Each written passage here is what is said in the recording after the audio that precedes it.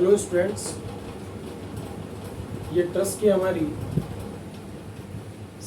Third video है और हमने मेथड ऑफ जॉइंट शुरू किया हुआ है। लास्ट रन में मैंने आपको बताया था और मेथड ऑफ जॉइंट का एक क्वेश्चन सॉल्व करवाया था और उसमें लास्ट में मैंने आपको ज़ीरो फोर्स मेंबर की डेफिनेशन बताई थी और उसके द्वारा क्वेश्चंस की कैलकुलेशंस को कैसे रिड्यूस किया जा सकता है उस एक छोटी सी डेफिनेशन को यूज़ करके। तो आज उसी के ऊपर आपको एक और न्यूमेरिकल कराने जा रहा हूँ। स्टार्ट करते हैं और देखते हैं कि ये छोटी सी डेफिनेशन हमारी जो कैलकुलेशंस हैं उनको लगभग 50% से ज़्यादा रिड्यूस कर देती है। चलिए स्टूडेंट्स स्टार्ट करते हैं। तो find forces in all the members method of joint का क्वेश्चन है और क्या स्टेप्स होते थे जो मैंने लास्ट टर्न पे आपको बताए थे कि पहला स्टेप था कि फाइंड रिएक्शंस एंड एंगल्स इन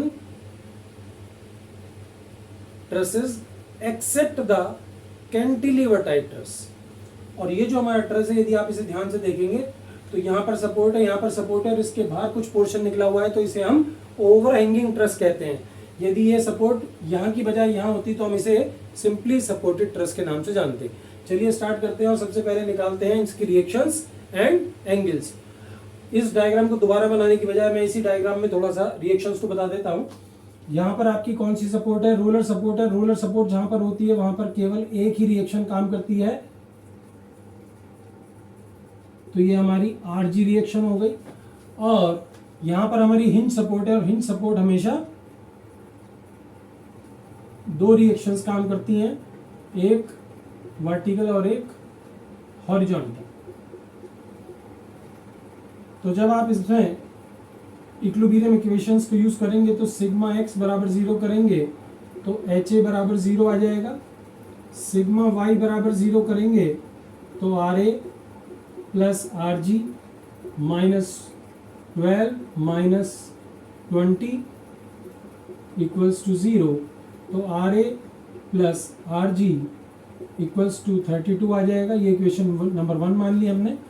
और किसी भी पॉइंट के अबाउट आप मोमेंट ले लें जहां पर सबसे ज्यादा अननोन फोर्सेस लगे हों, तो sigma M A equals to 0 ले लेते हैं इस पॉइंट के अबाउट।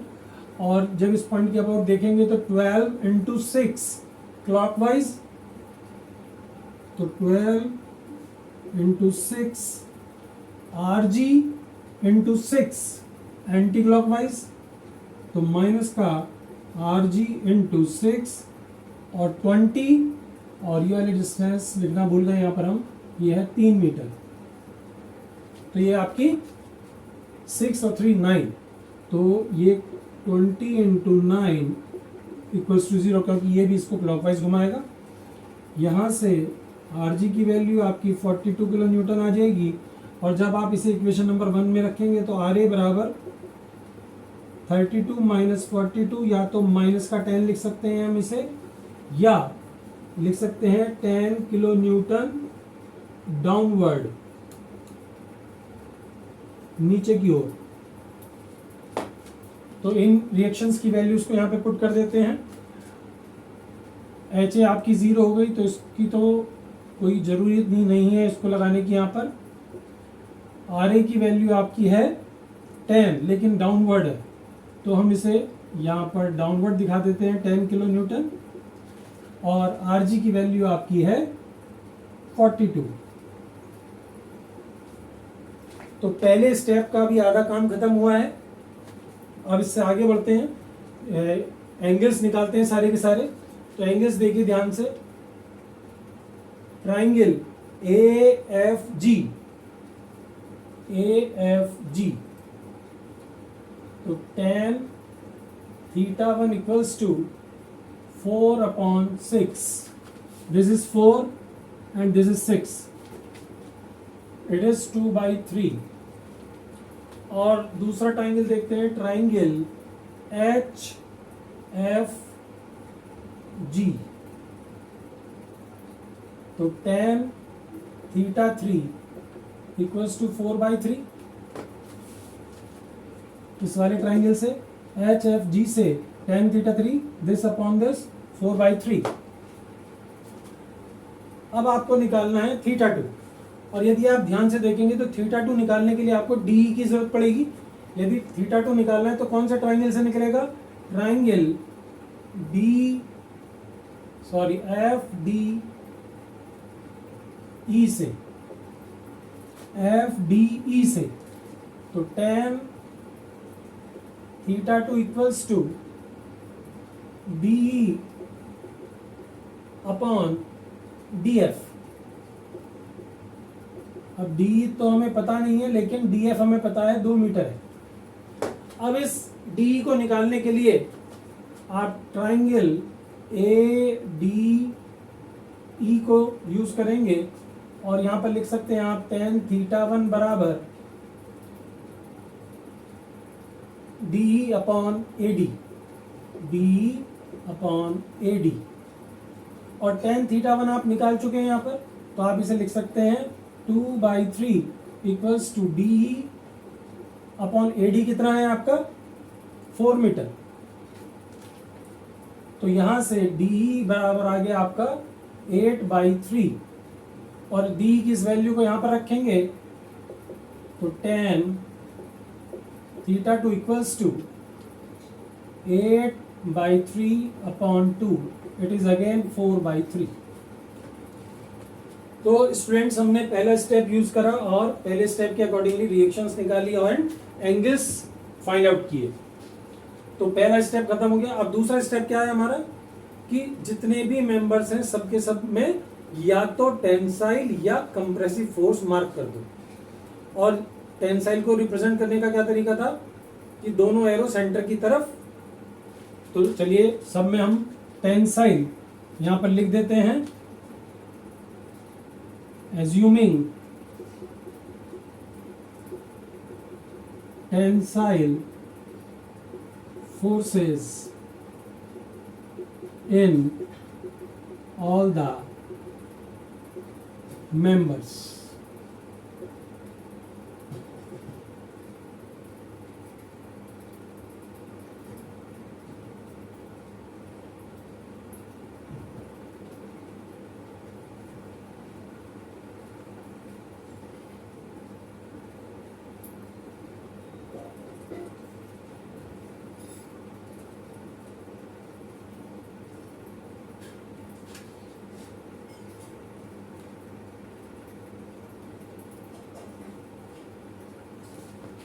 तो सेकंड स्टेप हमने खत्म कर दिया कि सभी के सभी मेंबर्स में टेंसाइल फोर्स मार्क कर दिए। अब तीसरा जो है हमारा पॉइंट है वो क्या है कि हमें एक जॉइंट सेलेक्ट करना है और उस जॉइंट पर दो कंडीशन फुलफिल होनी चाहिए। नंबर 1, 2 या 2 से कम अननोन फोर्सेस होने चाहिए और 1 या 1 से ज्यादा नोन फोर्स होने चाहिए।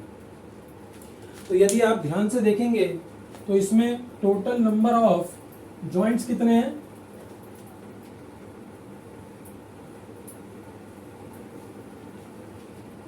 आप देखेंगे ए भी एक जॉइंट है, B C D E F G H.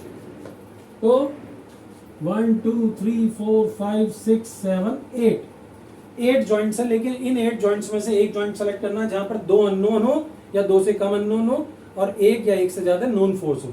तो हमारे पास 2 पॉइंट मिल रहे हैं, हमें 2 जॉइंट मिल रहे हैं, या तो ए और या एच।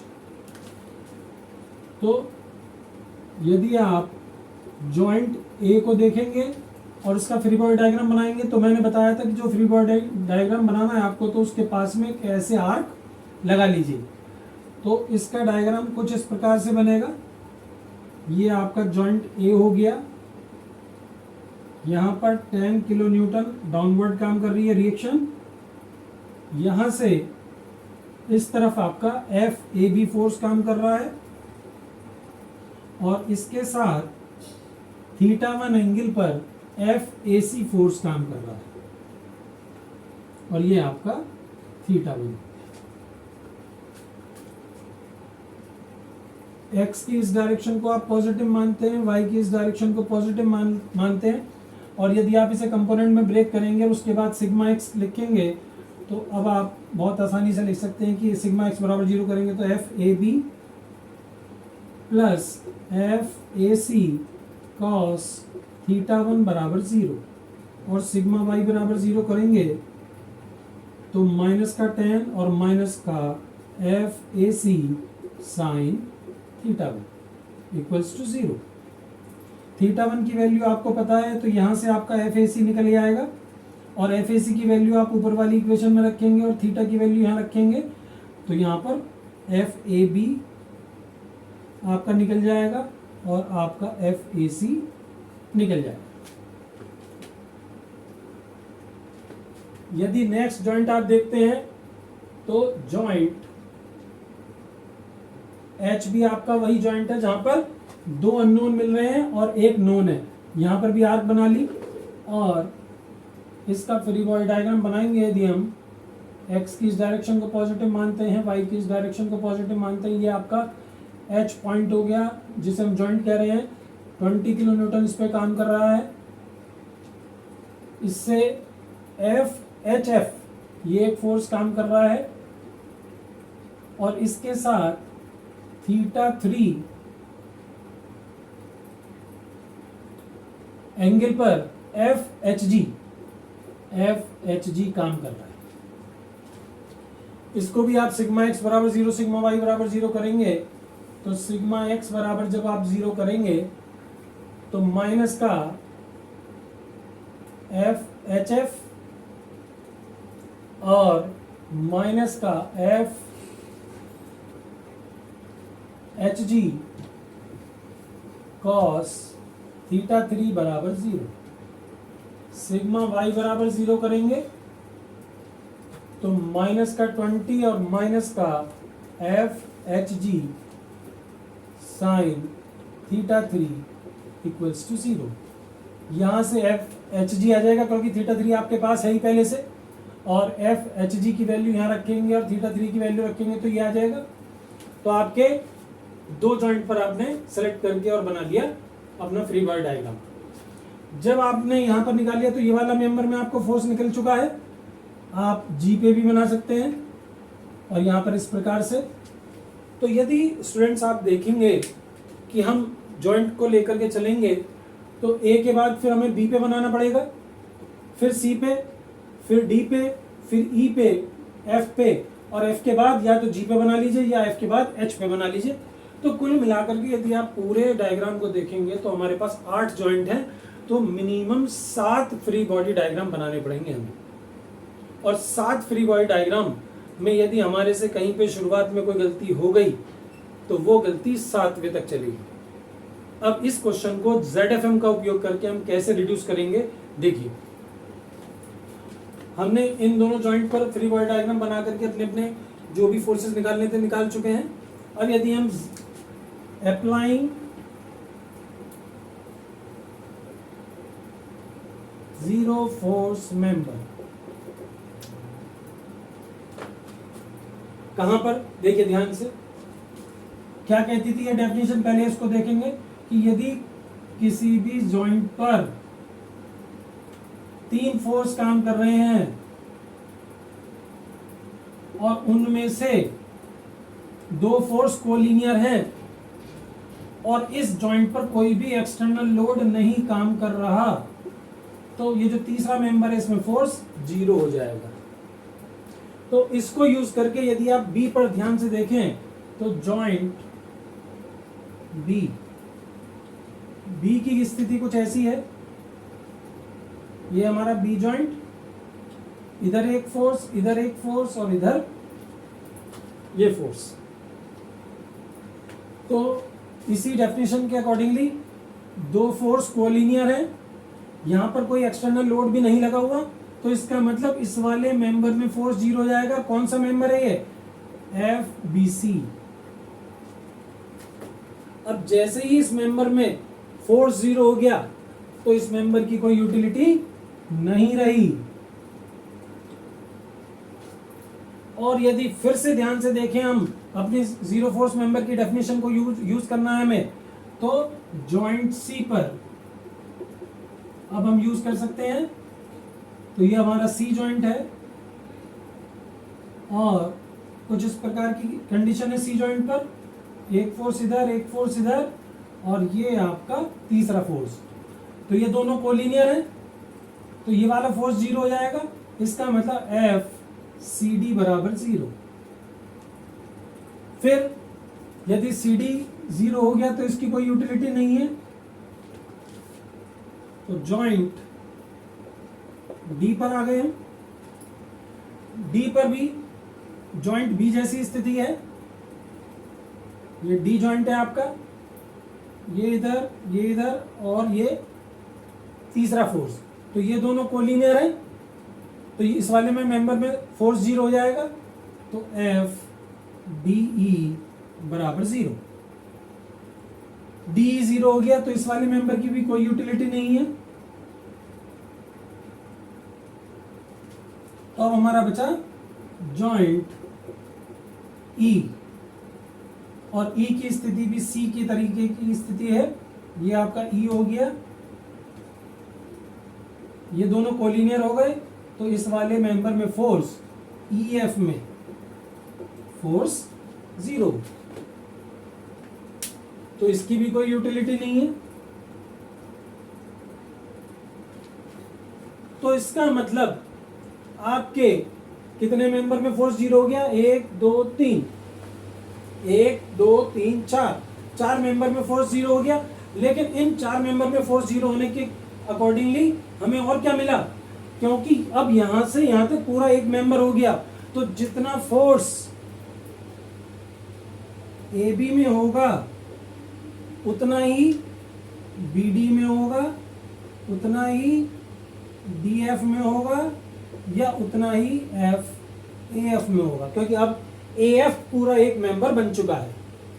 ऐसे ही F A C equals to F C E equals to F E G and equals to F A G. तो आपने देखा कि आपने एक छोटी सी डेफिनेशन को उपयोग करके कितने सारे मेंबर्स में फोर्स 0 हो गया और कितने सारे मेंबर्स की वैल्यू ऑटोमेटिकली निकल आई, क्योंकि ए बी की वैल्यू आप निकाल चुके हैं, ए सी की वैल्यू आप यहां से निकाल चुके हैं, तो इसमें आ गया, इसमें आ गया। एच पर काम करके आप इसकी वैल्यू निकाल चुके हैं, इसकी वैल्यू निकाल चुके हैं। अब केवल आपको एक फ्री बॉडी डायग्राम बनाना है, या तो वो एफ पर बना लीजिए या वो आप जी पर बना लीजिए। तो कुल मिलाकर के हमें कितने फ्री बॉडी डायग्राम बनाने पड़े, 3 फ्री बॉडी डायग्राम, और पहले कितने बनाने पड़ रहे थे, 7 फ्री बॉडी डायग्राम। तो स्टूडेंट्स, 0 फोर्स मेंबर की डेफिनेशन का यदि आप उपयोग ढंग से करें तो आप देखते हैं कि आप अपनी कैलकुलेशन को 50% से भी ज्यादा रिड्यूस कर सकते हैं। एक जगह तो हमें 7 फ्री बॉडी डायग्राम बनाने पड़ रहे थे, लेकिन 0 फोर्स मेंबर की डेफिनेशन को यूज करके हमने केवल और केवल 3 फ्री बॉडी डायग्राम में अपना ये पूरा क्वेश्चन सॉल्व कर दिया। क्योंकि अब आपके पास ए बी में निकल आया तो ए एफ में निकल आया, ए सी में निकल आया तो ए जी में निकल आया, और यहाँ पर एच एफ और एच जी आप यहाँ पर निकाल चुके हैं पहले ही। तो यहाँ पर फ्री बॉडी डायग्राम बना लेंगे तो आपका ये जो बीच वाला मेंबर है एफ जी इसमें और आ जाएगा और आपका क्वेश्चन पूरा सॉल्व हो जाएगा। तो स्टूडेंट्स, ये वो मेथड था जिसमें हमने मेथड ऑफ जॉइंट में ही जब नंबर ऑफ जॉइंट ज्यादा हो जाते हैं तो उसमें ZFM को यूज करके हम कैसे अपनी कैलकुलेशंस को रिड्यूस कर सकते हैं।